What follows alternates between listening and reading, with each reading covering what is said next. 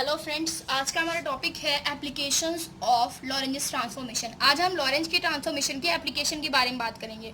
ठीक है, मैंने लेक्चर फर्स्ट में आपको लॉरेंज ट्रांसफॉर्मेशन बताया हुआ है। ठीक है, आज हम एप्लीकेशन की बात करेंगे लेक्चर सेकंड में। ठीक है, तो चलिए स्टार्ट करते हैं अपने टॉपिक को। आज का जो हमारा एप्लीकेशन है लॉरेंज ट्रांसफॉर्मेशन का वो है लेंथ कॉन्ट्रैक्शन। ठीक है, क्या है? लेंथ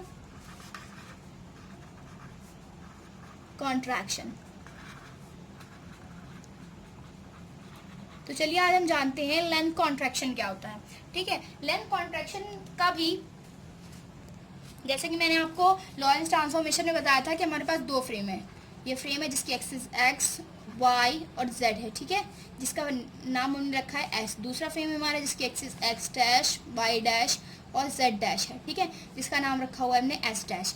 ये हमारा फ्रेम जिसकी ओरिजिन ओ है और दूसरा फ्रेम जिसका ओरिजिन ओ डैश है। ये हमारा फ्रेम क्या है? वी वेलोसिटी से एक्स एक्सिस की डायरेक्शन में मूव कर रहा है। ठीक है, ये तो हो गई हमारे फ्रेम की बात। ठीक है, मान लिया हमने। देखिए, लेंथ कॉन्ट्रैक्शन का मतलब क्या होता है, पहले आप ये थोड़ा बेसिक सी चीज समझ ले कि लेंथ कॉन्ट्रैक्शन क्या होता है। लॉरेंज ने बताया कि मान लीजिए आप जो हैं वो आप कहीं पर अर्थ पर हैं आप जो हैं अर्थ पर हैं। ठीक है, आपने देखा आपके पास एक रॉड है जिसकी लेंथ कितनी है? 1 मीटर है। ठीक है, अब दूसरा आपका एक फ्रेंड आया जो प्लेन से कहीं जा रहा है। ठीक है, प्लेन से आपका फ्रेंड कहीं जा रहा है। ठीक, तो कहीं जा रहा है तो उसने इस रॉड को उठाया और अपने साथ स्पेस में लेके चला गया। ठीक है, और जैसे जैसे आपने पहले तो इसकी लेंथ 1 मीटर देखी थी, पर प्लेन में लेकर आपका फ्रेंड जैसे जैसे आपसे दूर जाता जा रहा है, ठीक है, दूर जा रहा है, वैसे वैसे इस रॉड की जो लेंथ है वो घटती हुई जा रही है, सिकुड़ जा रही है। तो इसी को बोलते हैं। तो लॉरेंज ने बताया कि जैसे ही कोई व्यक्ति दूर जाता है तो उसकी जो कोई भी चीज़ होती है, तो जैसे रॉड की जो लेंथ है वो डिक्रीज होती जा रही है, कॉन्ट्रैक्ट होती जा रही है, उसी तरह से क्या होती है? लेंथ में कॉन्ट्रैक्शन आता जाता है। इसी को हम बोलते हैं लेंथ कॉन्ट्रैक्शन। ठीक है, ये आपको बेसिक से नॉर्मली समझ में आया होगा लेंथ कॉन्ट्रैक्शन है क्या। चलिए इसे हम ड्राइव करते हैं। पहले तो ये हमारे पास दो फ्रेम्स हो गए हैं और ये हमारा फर्स्ट वाला फ्रेम स्टेशनरी है एस फ्रेम, और एस डैश फ्रेम हमारा मूवेबल है with velocity V, with constant velocity V. ठीक है, तो चलिए अब देख लें। हमने मान लिया हमारी एक रॉड है जिसे रखा हुआ है हमने एस डैश फ्रेम में। ठीक है, ये हमारी क्या है? एक रॉड है जिसे हमने एस डैश फ्रेम में रखा हुआ है। ठीक, ये एस डैश फ्रेम में। अब हमने ये पॉइंट हमारा रॉड का ए पॉइंट है और सेकेंड वाला पॉइंट हमारा कितना है? बी है। ठीक, अब हम कोऑर्डिनेट निकालें, अगर with respect to O coordinate निकालें ए पॉइंट के, तो क्या आएगा? देखिए हम नीचे लिख रहे हैं, ए पॉइंट के कोऑर्डिनेट निकालें तो क्या आएगा, और फिर बी पॉइंट के कोऑर्डिनेट निकालें तो क्या आएगा। विद रिस्पेक्ट टू ओ निकाल रहे हैं अभी। मान लीजिए विद रिस्पेक्ट टू ओ आया x1, 0, 0, t। ठीक है, इसके कोऑर्डिनेट क्या आ गए? x2, 0, 0, t। देखिए, क्योंकि y और z एक्सिस पे ये जो रॉड रखी हुई है हमारी वो सिर्फ x एक्सिस पे रखी गई है, इसीलिए हमने x एक्सिस पे इसके कोऑर्डिनेट लिए हैं, बाकी y और z एक्सिस पर 0 लिया हुआ है। ठीक है, क्योंकि y और z एक्सिस पर कोई भी किसी भी तरह का मतलब जो रॉड है वो सिर्फ x एक्सिस पे, इसलिए। ठीक, अब अगर हम कोऑर्डिनेट लें with respect to O dash, अगर हम लेते हैं तो ए पॉइंट के जो कोऑर्डिनेट आएंगे वो देखिए क्या आएंगे, वो आ जाएंगे हमारे x1 डैश, 0, 0, t डैश, और इसके जो कोऑर्डिनेट आ जाएंगे वो हो जाएंगे x2 डैश, 0, 0, t डैश। ठीक है, तो ये हो गई हमारे कोऑर्डिनेट। ठीक है, अब हम देखते हैं कि जो लेंथ होगी वो किसके रिस्पेक्ट में प्रॉपर और किस में एपरेंट होगी। अब ये प्रॉपर लेंथ और एपरेंट लेंथ क्या होगी? प्रॉपर मतलब एक्चुअल लेंथ, किसके रिस्पेक्ट में लेंथ एकदम एक्चुअल दिखाई देगी कि मतलब 1 मीटर की रॉड है तो वो 1 मीटर की रहेगी, और किसके रिस्पेक्ट में वो रॉड 1 मीटर से छोटी होती जाएगी। आप खुद सोचिए, ये क्या था? ये जो इंसान था, मान लीजिए ये ए था पर्सन, ये बी था। ये जो पर्सन ए था उसके रिस्पेक्ट में रॉड 1 मीटर थी, फिर बाद में रॉड क्या हो गई? डिक्रीज होती गई, रॉड की जो लेंथ थी वो डिक्रीज होती गई। बी के रिस्पेक्ट में पहले भी 1 मीटर की रॉड थी, और जहां तक वो जाता गया स्पेस में एक रॉड जो थी वो 1 मीटर की ही बनी रही। ठीक है, तो ये हमारा बी पर्सन कौन है इसमें? ये हमारा मूवेबल फ्रेम जो मूव कर रहा है वो हमारा बी पर्सन है। ठीक है, जो हमारा ये एस फ्रेम है वो क्या है? ए पर्सन है। इसके रिस्पेक्ट में रॉड जो है वो छोटी होती चली जाएगी, कॉन्ट्रैक्ट होती चली जाएगी, बट जो बी है हमारा ये एस डैश फ्रेम, उसके रिस्पेक्ट में ठीक है, उसके रिस्पेक्ट में रॉड तो क्या है हमारी रुकी हुई है, ये फ्रेम मूव करेगा v वेलोसिटी से, तो इसी फ्रेम में हमारी रॉड भी रखी हुई है तो वो भी मूव करेगी, तो वो भी क्या होगी, कांस्टेंट बनी रहेगी इसके रिस्पेक्ट में रॉड की लेंथ। ठीक है, तो हम प्रॉपर लेंथ अगर आपसे पूछें किसके रिस्पेक्ट में होगी तो आप बोलोगे एस डैश के रिस्पेक्ट में प्रॉपर लेंथ होगी रॉड की, और प्रॉपर लेंथ क्या है, एल नॉट। तो चलिए देखते हैं प्रॉपर लेंथ ऑफ रॉड अगर हम निकाले तो क्या आएगी। प्रॉपर लेंथ ऑफ रॉड, ठीक, प्रॉपर लेंथ ऑफ रॉड, देखिए प्रॉपर लेंथ ऑफ रॉड हमने मान लीजिए एल नॉट है, L naught is equal to क्या आ जाएगा, देखिए प्रॉपर लेंथ निकालनी with respect to S dash होगा, एस डैश के रिस्पेक्ट में कोऑर्डिनेट क्या है, ये वाले, ठीक है, तो लेंथ जो होगी वो कितनी आ जाएगी, x2 dash minus x1 dash, ठीक है, तो ये हमारी आ जाएगी लेंथ, ठीक,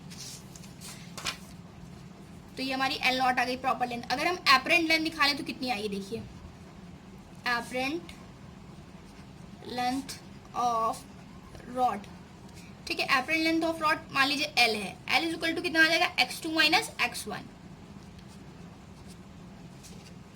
अब आप सोच रहे होंगे x2 dash minus x1 dash मैंने लिख दिया, प्रॉपर लेंथ कैसे लिखी, देखिए x2 dash minus x1 dash क्यों लिखी, देखिए ये जो फ्रेम है इसके रिस्पेक्ट में यहाँ से लेकर इस पॉइंट तक की जो x एक्सिस पर डिस्टेंस है वो कितनी है, x1 डैश है, कितनी है, x1 डैश, ठीक, और यही पॉइंट से o डैश से b पॉइंट तक की डिस्टेंस कितनी है, x2 डैश, क्योंकि मैंने कोऑर्डिनेट लिखे हुए ना b के, तो यहाँ से लेकर यहाँ तक की डिस्टेंस x2 डैश और यहाँ से लेकर यहाँ तक की डिस्टेंस x1 डैश, तो इतनी डिस्टेंस अगर हमें निकालनी होगी, इतनी प्रॉपर लेंथ रॉड की, तो क्या हो जाएगा, x2 डैश में से इतना घटा देंगे तो ये हमारे आ जाएगी, इसीलिए मैंने x2 dash minus x1 dash लिया है।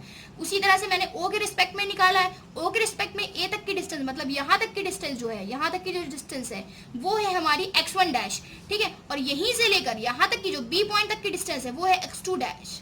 तो हमने क्या किया, सॉरी x2, पहली वाली डिस्टेंस हमारी x1 है, सेकंड वाली x2 है, तो x2 में से x1 को लेस कर दिया तो हमारी ये लेंथ निकल आई, ठीक है, तो ये लेंथ निकला, इसीलिए मैंने x2 माइनस x1 किया, तो ये हमारी निकल आई प्रॉपर लेंथ और एपरेंट लेंथ, ठीक है। अब हम जानते हैं, मान लीजिए कि हमारी इक्वेशन नंबर फर्स्ट हो गई और ये इक्वेशन नंबर सेकंड हो गई, ठीक, तो अब हम जानते हैं लॉरेंज ने क्या ट्रांसफॉर्मेशन बताया था। लॉरेंज ने जो ट्रांसफॉर्मेशन बताया था यूजिंग लॉरेंज ट्रांसफॉर्मेशन, तो लॉरेंज के ट्रांसफॉर्मेशन के according X dash is equal to होता है x minus V T upon under root 1 minus V square upon C square, ठीक है, तो यहाँ पे हमने दो कोऑर्डिनेट लिए हुए हैं x1 dash to x2 dash, तो x1 dash is equal to हो जाएगा x1 minus V T upon under root 1 minus V square upon C square, ये हम प्रूव कर चुके हैं लॉरेंज के ट्रांसफॉर्मेशन में। तो ये हमने लॉरेंज के ट्रांसफॉर्मेशन से लॉरेंज के अकॉर्डिंग ट्रांसफॉर्मेशन के अकॉर्डिंग ये दो चीजें हमारी इक्वेशन नंबर थर्ड और इक्वेशन नंबर फोर्थ हमें मिल गई, ठीक है। इक्वेशन फोर्थ में से हमने इक्वेशन थर्ड को माइनस किया तो x2 dash minus x1 dash, फिर ये इसमें से माइनस हो जाएगा, ठीक है, x2 minus V T upon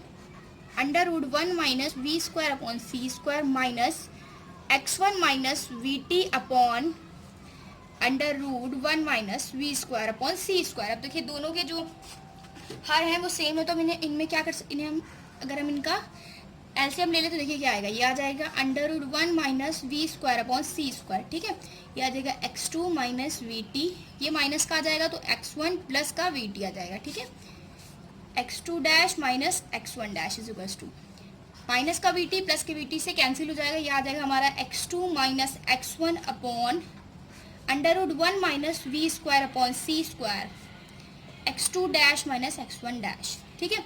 देखिए अभी हमने आपको बताया हुआ है कि x2 dash minus x1 dash हमारा क्या होता है,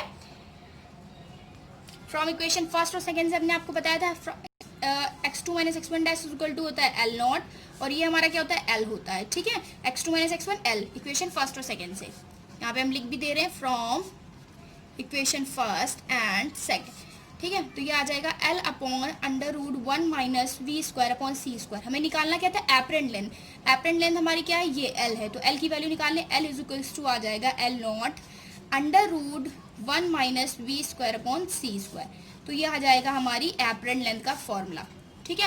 एपरेंट क्या शो कर रही है कि L नॉट जो हमारी एक्चुअल लेंथ थी या हमारी प्रॉपर लेंथ थी उसका सिर्फ जो हमारी एपरेंट लेंथ होगी उसका under root 1 minus V square upon C square part ही एपरेंट लेंथ बचेगी, ठीक है। जैसे मैंने आपको बताया 1 मीटर की रॉड जैसे जैसे दूर जाती है वैसे वैसे उसकी लेंथ घटती जाती है, सिकुड़ती जाती है, उसी तरह से देख लें हम इस फॉर्मूले से निकाल सकते हैं कि कितनी घटेगी, ठीक है, कितनी कॉन्ट्रैक्ट हो जाएगी हमारी लेंथ, ये हमारी क्या आ जाएगी, ये हमारी एपरेंट लेंथ है और ये हमारी प्रॉपर लेंथ का कितना पार्ट हो जाएगी, √1 - v²/c² गुना ही मिलेगी। ठीक है, तो ये हो गया हमारा लेंथ कॉन्ट्रैक्शन का फॉर्मूला।